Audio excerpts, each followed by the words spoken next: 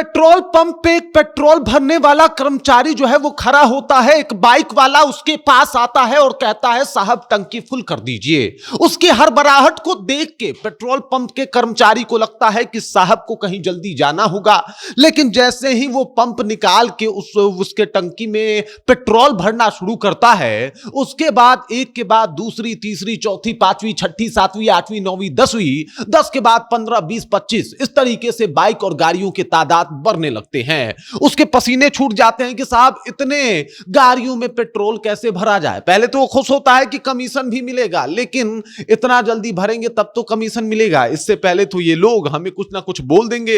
इस तरीके के इस बात उसके जहन में जो है वो आते हैं। आखिरकार वो हिम्मत करके पूछ भी लेता है एक व्यक्ति से कि साहब इतना पेट्रोल भरवा रहे हैं और सब लोगों का डिमांड यही है कि टंकी फुल कर दीजिए, इसके पीछे का कारण क्या है? तो लोगों का कहना होता है कि देख लीजिए अभी जो है वो ईरान का युद्ध चल रहा है और इस वजह से पेट्रोल की एकदम से कमी होने वाली है भारत में, क्योंकि ईरान पेट्रोल का टैंक भारत नहीं भेजेगा और इसी वजह से हम लोग सब लोग एक साथ निकले हैं पेट्रोल भराने के लिए, डीजल भरवाने के लिए, अपना टंकी फुल करवाने के लिए कि थोड़ा तो फायदा कमा लिया जाए। अब देखिए भारत जो है वो बड़ा विचित्र देश है। भारत में जो है हम लोग अपने लाइफ को लाइफ इंश्योरेंस में देखते हैं कि साहब अगर हम नहीं रहे तो क्या होगा, मतलब ये सब कुछ सोच के चलते हैं। अब दाम बढ़ जाए इससे पहले पेट्रोल इतना खरीद लेंगे कि पूछिए मत। और इसी सोच के साथ बिहार के अलग अलग पेट्रोल पंपों पे इस तरीके से भीड़ उमड़ी कि लोग परेशान हो गए। क्या कुछ पूरी कहानी है? क्या इसमें कुछ सच्चाई भी है,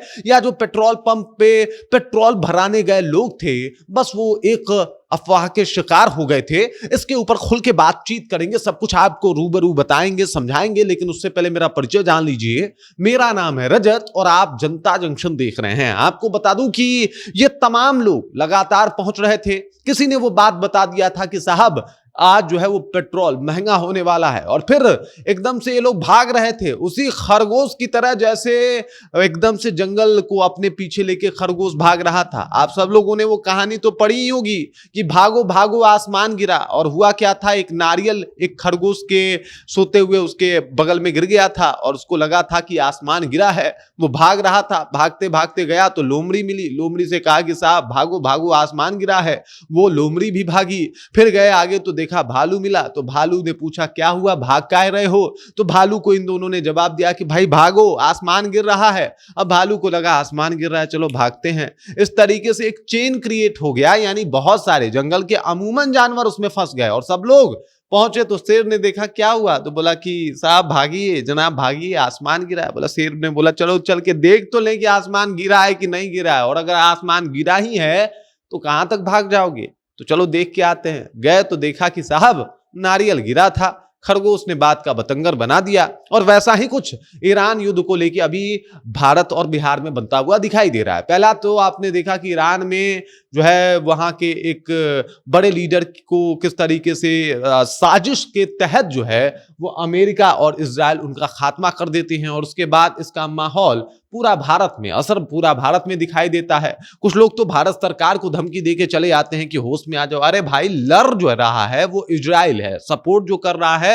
वो कर रहा है अमेरिका।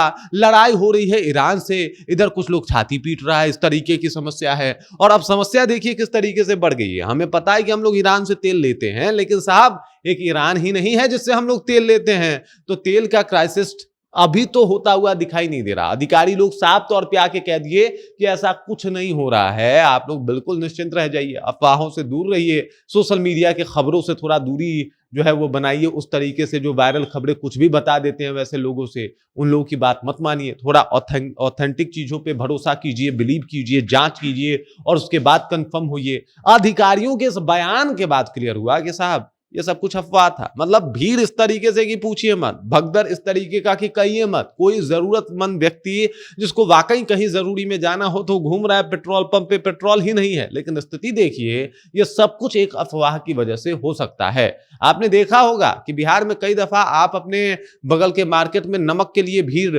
उमड़ती हुई देखे होंगे, कभी झाड़ू के लिए भीड़ उमड़ती हुई देखे होंगे, और इन सब का मकसद यही होता है कि कोई कुछ भी अफवाह फैला दे और हम लोग बिना जांच किए उसके पीछे भागने लगते हैं, उसी खरगोश की तरह जो अपने पीछे आसमान गिरा के भाग रहा था और अपने पीछे पूरे जंगल को भगा रहा था। देख लीजिए जो कुछ हो रहा है, सबको जो है वो पता है। खाड़ी देशों में अभी जो है वो युद्ध वाला माहौल है, लगातार जंग जारी है। इसके पीछे अगर कोई है तो वो डोनाल्ड ट्रंप है, इसके पीछे जो है वो बेंजामिन नेतन्याहू हैं, इस दुनिया को छोड़ जाने वाले लीडर हैं खामेनेई, और इनको लेके माहौल बन रहा है भारत में। अरे भाई इनसे हमारा ना कोई ताल्लुक है, हमको इनसे क्या मतलब। बांग्लादेश में कुछ हो रहा है तो यहाँ के लोग क्या कह रहे हैं कि बांग्लादेश में हो रहा है उससे हमको क्या मतलब। पाकिस्तान में कुछ हिंदुओं के साथ होता है तो यहाँ के लोग कहते हैं कि पाकिस्तान में हो रहा है उससे हमको क्या मतलब। साहब कश्मीर में हिंदू भगा दिए गए, लोगों ने कहा उससे हमें क्या मतलब। अभी देख लीजिए पेट्रोल महंगा करके खुद ही भाग रहे हैं।